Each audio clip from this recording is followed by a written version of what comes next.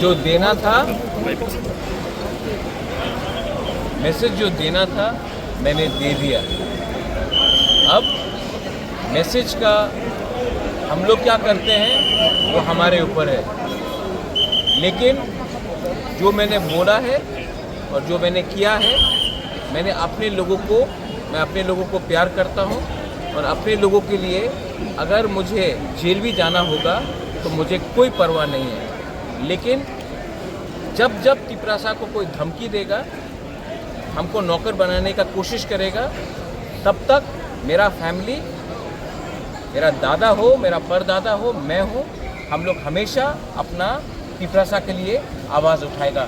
और मुझे किसी का परमिशन नहीं चाहिए कि अपना तिपरासा के लिए स्टैंड अप करने के लिए।